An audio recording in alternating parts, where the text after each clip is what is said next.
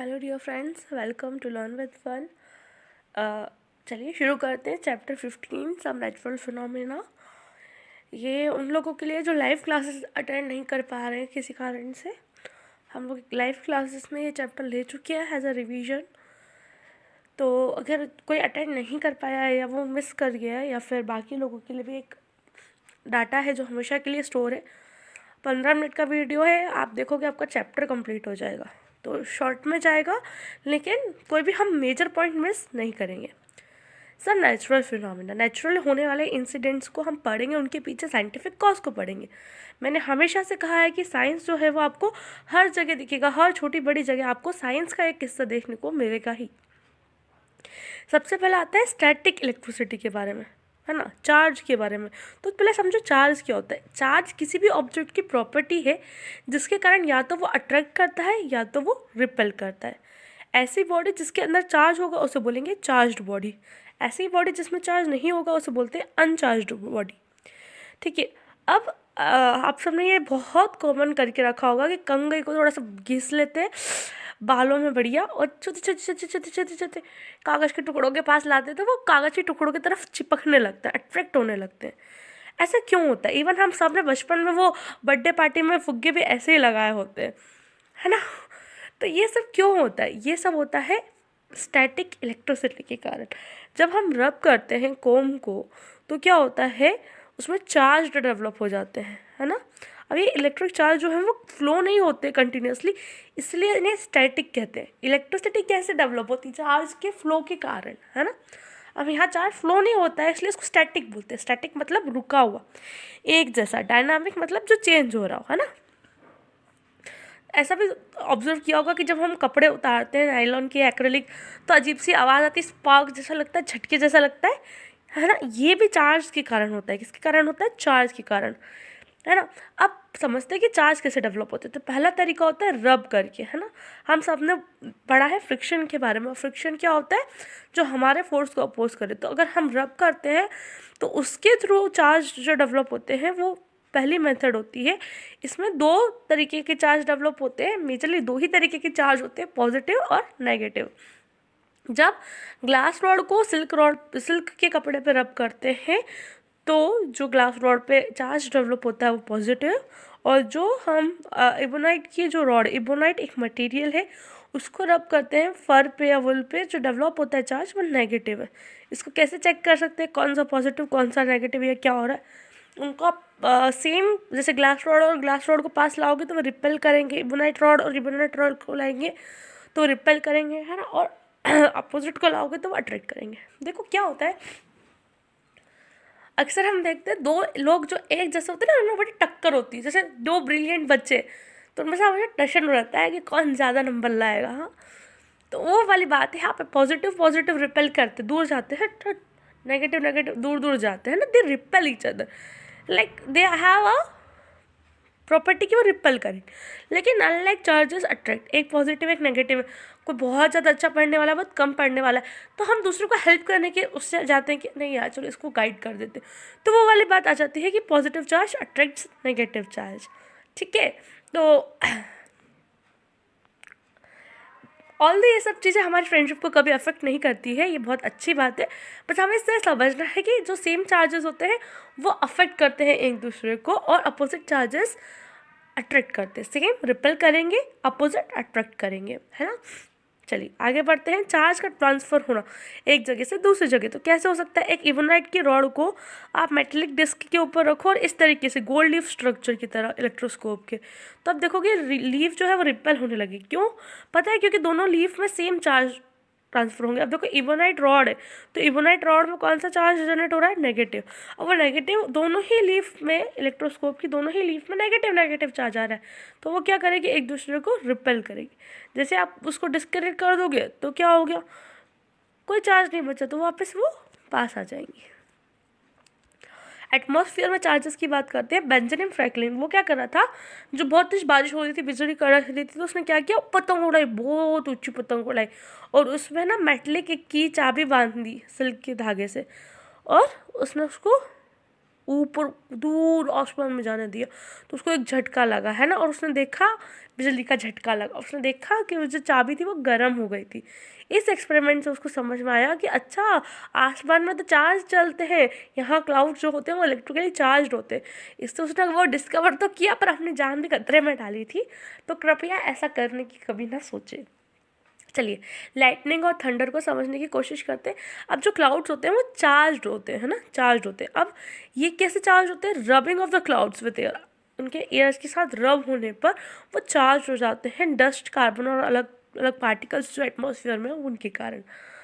अब दो क्लाउड जो अपोजिट चार्ज कैरी कर रहे हैं ईच अदर से अपोजिट चार्ज, तो उसमें क्या होगा कि चार्ज जो है वो एक बॉडी से दूसरी बॉडी तक कंटिन्यूसली फ्लो करेगा।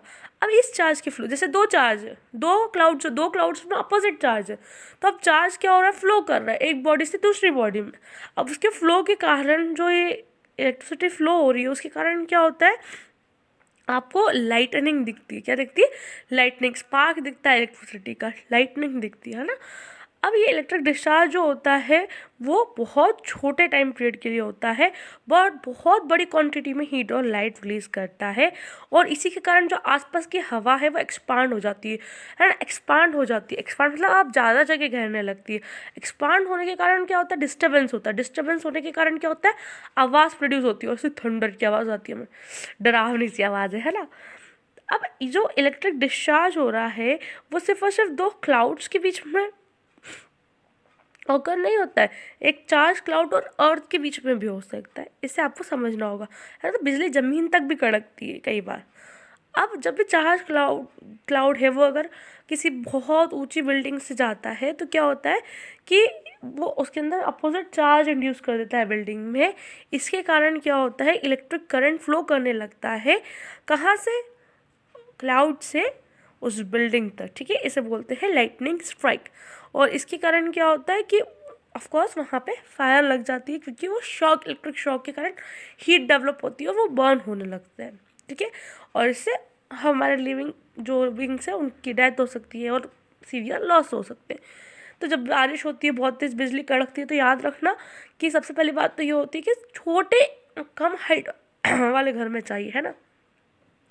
अगर कार या बस से जा रहे हो तो दरवाजे खिड़की लगाओ, चुपचाप बैठ जाओ गाड़ी में, है ना। अब डूज और डोंट, अगर आउटसाइड हाउस हो, घर के बाहर हो, तो अम्ब्रेला को सिर पे पकड़ के ना बैठे। बड़े बड़े पेड़, बड़ी बड़ी बिल्डिंग के नीचे, पोल के नीचे बिल्कुल नहीं बैठना है, मेटेलिक स्ट्रक्चर के नीचे नहीं। आपको स्क्वाट करना है, वो दिखाते हैं ना, जैसा हम लोग बोलते हैं ना, स्क्वाट करके बैठना। एडवर्टाइजमेंट में आपने काफ़ी कॉमन देखा होगा, है ना। उसके अलावा ऑप्शन हो सकता है कि अगर कोई शेल्टर आपके आसपास नहीं हो तो आप शॉर्टर ट्रीज का शेल्टर ले, ना कि लॉन्ग, है ना, ऊंचे, क्योंकि शॉर्ट है तो वहाँ तक लाइटनिंग नहीं आएगी, कंडक्ट नहीं करेगी, इंड्यूस नहीं करेगी। ऊंचा होगा तो बहुत जल्दी इंड्यूस करने के चांसेस रहेंगे। इनसाइड द हाउस, अगर घर में तो सारी वायर्ड चीज़ों को बंद कर दें, उससे शॉक लगने के चांसेस है। नहाए धोए नहीं, है ना, बात ना करें, क्योंकि इससे रनिंग वाटर से कांटेक्ट हो रहा है और चार्जेस फ्लो कर सकते हैं वाटर के थ्रू। इसके अलावा आपको विंडोज़ में या बालकनी में जिसमें मेटेलिक रेलिंग है वहाँ खड़े नहीं होना है, क्योंकि वहाँ चार्ज रिड्यूस हो सकते हैं। अच्छा, इससे बचने के लिए एक कॉन्सेप्ट डेवलप किया था जिसे हम बोलते हैं लाइटनिंग कंडक्टर। लाइटनिंग कंडक्टर क्या होता है?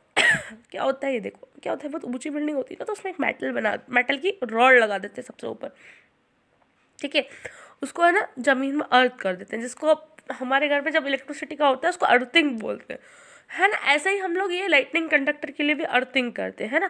क्या करते हैं कि जो चार्जेस डेवलप होते हैं ना, अपोजिट चार्ज डेवलप होता है, तो हमने उसको क्या किया, एक मेटेलिक रॉड दे दी, उसमें डेवलप करे चार्जेस, अपोजिट चार्ज डेवलप होते हैं, और उसको हम सीधे अर्थ में डाउन कर देते हैं, उसको कंडक्टर दे देते हैं, वो कंडक्टर के थ्रू अर्थ में चला जाता है, तो उसका इफेक्ट बिल्डिंग पे होता नहीं और बिल्डिंग सेफ रह जाती है। इसको बोलते हैं अर्थिंग, और वो जो हम कॉन्सेप्ट यूज़ कर रहे हैं उसे बोलते हैं लाइटनिंग कंडक्टर। आगे बढ़ती हूँ। Earthquake, next concept is earthquake. तो अर्थक्वेक हम सब जानते हैं, हम सब ने फील भी किए हैं, दिल्ली एनसीआर में काफ़ी कॉमन है, इवन हमारी नॉर्थ इंडिया बहुत ज़्यादा प्रोन है अर्थक्वेक को लेके। तो आखिर अर्थक्वेक कैसे आता है, क्यों आता है, क्या रीज़न होता है? देखो, अर्थ जो है वो नियरली स्फेरिकल है, नियरली गोल है, पूरा गोल है नहीं, है ना, स्मूथ भी नहीं, कहीं माउंटेन है, कहीं वैली है, कहीं रिवर है ना। पर फिर भी हमें वो ऐसा प्लेन दिखता है, स्फेरिकल दिखता है। अब देखो क्या होता है कि जो अर्थ बना था वो 800 मिलियन साल पहले बना था, है ना। तो जो हैवियर चीज़ थी, जो भारी चीज़ थी, वो अंदर की तरफ चली गई। हम पानी में भी कुछ भारी चीज़ डालते हैं तो वो सिंक हो जाती, कोई हल्की चीज़ डालते हैं फ्लोट करती। ऐसे ही अर्थ में हुआ, जो हैवियर चीज़ें थी वो अंदर चली गई, उसने इनर कोर बनाया। जो हल्की थी वो क्रस्ट बनाई, और जो बीच की थी वो मेंटल बनाई। अर्थक्वेक क्यों बनता है? जब क्रस्ट में डिस्टर्बेंस होते हैं तो अर्थक्वेक आता है ना। अब देखो, अगर कोई डिफरेंट पार्ट्स में मूवमेंट हो रहा है, उसके कारण शॉक लग रहे हैं, तो उसे अर्थक्वेक बोलते हैं, है ना। एक वाइब्रेशन जो अर्थ क्रस्ट के कारण हो रहे, अर्थ क्रस्ट में वाइब्रेशंस के कारण हमें फील हो रहे हैं, वाइब्रेशंस फील हो रहे हैं, ठीक है। जो अर्थ क्रस्ट है, जो किसके कारण कॉज हो रहा है? रिलीज ऑफ स्ट्रेन एक्यूमुलेटेड, उसके ऊपर दबाव है, प्रेशर है, ठीक है। लॉन्ग पीरियड ऑफ टाइम के कारण उस पर दबाव है, उसके कारण आप वाइब्रेशंस आप फील कर रहे हैं। जैसे टेक्टोनिक प्लेट्स के डिस्टर्बेंस के कारण देख सकते हैं, मूवमेंट के कारण देख सकते हैं, किसी तरीके के फोर्स के कारण हो सकता है, स्ट्रेन के कारण हो सकता है, ठीक है। तो उसे अर्थक्वेक बोलते हैं। अब इसकी कुछ टर्मिनोलॉजी है, सेसेमिक फोकस, एपिसेंटर, फोकल लेंथ, ये सब देखते हैं। सेसेमिक फोकस वो पॉइंट है अर्थ के अंदर, वो पॉइंट है जहाँ से ओरिजिनेट होता है। देखो ये रेड कलर का जो पॉइंट है ना, ये सेसेमिक फोकस कहलाता है, जहाँ से ओरिजिनेट हुआ। उसके ठीक परपेंडिकुलरली ऊपर जो पॉइंट अर्थ के सरफेस पे है उसे एपिसेंटर बोलते हैं। क्या बोलते हैं? एपिसेंटर बोलते हैं। फिर आता है फोकल डेप्थ। एपिसेंटर से लेके फोकस तक, सेसमिक फोकस तक का डिस्टेंस कहलाता है फोकल डेप्थ। फिर पॉइंट आता है सेसमिक वेव्स का। जो वेव्स है जो जनरेट हुई है लिथोस्फीयर में सडन मूवमेंट के कारण अर्थ क्रस्ट में, उसे बोलते हैं सेसमिक वेव्स और शॉक वेव्स। क्या बोलते हैं? सेसमिक वेव्स और शॉक वेव। जो वेव्स जनरेट हो रही है उन्हें सेसिमोग्राफ, एक ऐसा इंस्ट्रूमेंट जो जनरेट करे इंटेंसिटी सेसमिक वेव्स की, उसे बोलते हैं सेसिमोग्राफ। और इसका जो ग्राफिकल रिकॉर्ड बनता है उसे बोलते हैं सेसिमोग्राफ। इसको नापते किस पे? Richter scale. अब अर्थक्वेक कहाँ आते हैं? अर्थक्वेक बाउंड्रीज पे आते हैं, जहाँ प्लेट्स मीट करती है ना, वहाँ सबसे ज़्यादा चांसेस होते हैं, ठीक है। जहाँ इरेगुलरली शेप्ड प्लेट्स हो। कॉजेज क्या हो सकते हैं? 4 कॉजेज है। Volcanic eruption, man made explosion, dislocation of falls on the crust, और मूवमेंट ऑफ टेक्टोनिक प्लेट्स। तो देखो वॉल्केनिक इरप्शंस में क्या होता है? मोल्टन रॉक और हॉट गैसेस बाहर आते हैं प्रेशर के थ्रू वॉल्केनो के फॉर्म में, है ना। अब इसके कारण क्या होता है? वाइब्रेशन होते हैं अर्थ क्रस्ट में, और ये वाइब्रेशन जो है वो अर्थक्वेक को कॉज करते हैं, ठीक है। तो ये अर्थक्वेक कब आएंगे? जब इरप्शन हो रहा होगा, या तो उसके पहले, है ना, ज्वालामुखी फटने के पहले, या जब ज्वालामुखी फट रहा होगा तब देखने को मिलता है। फिर आता है मैन मेड। हम लोग जो बिल्डिंग्स गिराते हैं या पहाड़ गिराते हैं एक्सप्लोशन कर, तो उसके कारण भी वाइब्रेशंस क्रिएट होते हैं, और ये वाइब्रेशन अर्थक्वेक कॉज करते हैं उस एरिया में। डिसलोकेशन ऑफ क्रस्ट, जो सबसे ज़्यादा डिस्ट्रक्टिव होते हैं, मतलब सबसे ज़्यादा हाई इंटेंसिटी वाले अर्थक्वेक होते हैं, वो डिसलोकेशन ऑफ क्रस्ट के कारण होते हैं। The crust may first bend and then breaks and settle into new position, ठीक है। During this position vibrations are produced। क्या हो रहा है? क्रस्ट जो है वो बैंड होके ब्रेक हो रहा है और नई पोजीशन पे शिफ्ट हो रहा है। अब वो जब वहाँ से ब्रेक होके नई पोजीशन में शिफ्ट हो रहा है सेटल डाउन होने के लिए, तो उस कारण से जो वाइब्रेशन प्रोड्यूस होते हैं, तो उसके कारण अर्थक्वेक आता है। ये सबसे ज़्यादा हानिकारक होता है। फिर टेक्टोनिक प्लेट्स के मूवमेंट के कारण, जो हमारे लिथोस्फीयर में टेक्टोनिक प्लेट्स हैं, उनके कारण जो होता है वो अर्थक्वेक भी होता है, ठीक है। फिर मैग्नीट्यूड ऑफ अर्थक्वेक, तो इसको रिक्टर स्केल पे नापते हैं, एम्पलीट्यूड को, है ना, एम्पलीट्यूड को, कि इससे कितना एक्चुअली नुकसान कितना हो सकता है उसको समझने के लिए हम लोग उसको रिक्टर स्केल पर नापते हैं, ठीक है। अब ये एल्गोरिथमिक स्केल है, मतलब इसकी जो एक वैल्यू है वो 10 टाइम्स चेंज करेगी एनर्जी को, ठीक है। जैसे कि अगर अर्थ का मैग्नीट्यूड है 5.0 ना, वो 10 टाइम्स पावरफुल है 4.0 से, तो एक इसका 10 के बराबर हो जाता है, ठीक है, क्योंकि ये लॉगरिथमिक है, ठीक है। अगर 0 से 3 तक है रिक्टर स्केल पे वैल्यू, तो माइल्ड उसको कंसिडर करते हैं, है ना। दोज मेजरिंग 6 और अबव आर मेजर, 6 या 6 से ऊपर है तो फिर वो हम उसको ले लेते हैं कि मेजर है, और 8 से ऊपर तो बहुत सीवियर है, ये बहुत ज़्यादा बड़ा नुकसान करेगा। इंटेंसिटी, इसको नापने के लिए भी एक स्केल थी जो उसको बोलते हैं मेर्केली स्केल, ठीक है। इसकी वैल्यू 1 से 12 थी। 12 मतलब बहुत ज़्यादा डिस्ट्रक्टिव, 1 मतलब कम डिस्ट्रक्टिव। अगर पानी के अंदर अर्थक्वेक आता है तो उसे हम सुनामी बोलते हैं, है ना।